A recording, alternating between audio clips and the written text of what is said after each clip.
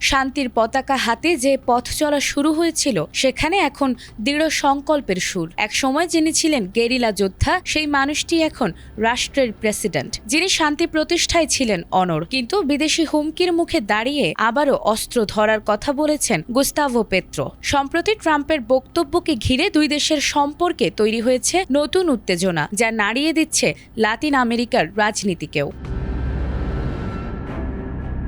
মার্কিন president Donald ট্রাম্পের হুমকির মুখে প্রয়োজনে পুনরায় অস্ত্র ধরার ঘোষণা দিয়েছেন কলম্বিয়ার প্রেসিডেন্ট গুস্তাভো পেত্রো। সামাজিক যোগাযোগ মাধ্যমে দেয়া এক পোস্টে তিনি স্পষ্ট জানিয়েছেন, যুক্তরাষ্ট্র যদি তাকে গ্রেফতারের চেষ্টা করে কিংবা কলম্বিয়ায় কোনো ধরনের সামরিক অভিযান চালায়, তবে দেশের সার্বভৌমত্ব রক্ষায় তিনি আবারও সশস্ত্র সংগ্রামে ঝাঁপিয়ে পড়তে প্রস্তুত। ট্রাম্পের একাধিক আক্রমণাত্মক মন্তব্যকে কেন্দ্র করে ঘটনার সূত্রপাত হয়েছে। তিনি পেত্রোকে অসুস্থ ব্যক্তি আখ্যা দিয়ে অভিযোগ করেছেন তিনি কোকেন উৎপাদন ও যুক্তরাষ্ট্রের মাদক পাচারের সঙ্গে জড়িত। এছাড়াও কলম্বিয়ায় সামরিক অভিযান চালানোর বিষয়ে ট্রাম্প অস্বীকৃতি না জানিয়ে বলেছেন বিষয়টি তার কাছে ইতিবাচক বলেই মনে হচ্ছে।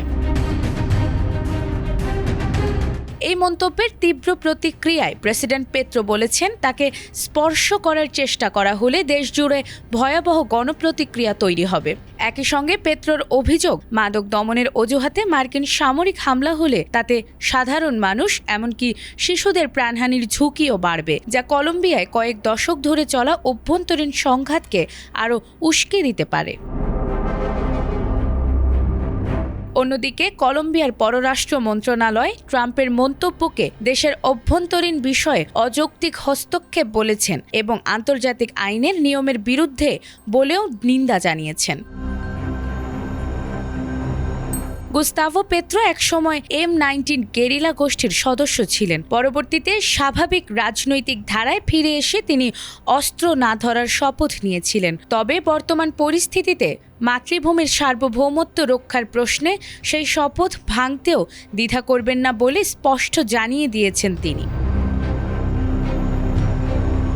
বিশ্লেষকদের মতে পাল্টাপাল্টি বক্তব্যের এই উত্তাপ কূটনৈতিক পর্যায়ে না থামলে তা আঞ্চলিক স্থিতিশীলতার জন্য নতুন ঝুঁকি তৈরি করতে পারে। এখন দেখার বিষয়, হুমকি ও হুঁশিয়ারির রাজনীতি শেষ পর্যন্ত কোন পথে মোড় নেবে। নাজমুন নাহার জান্নাত, ATN বাংলা।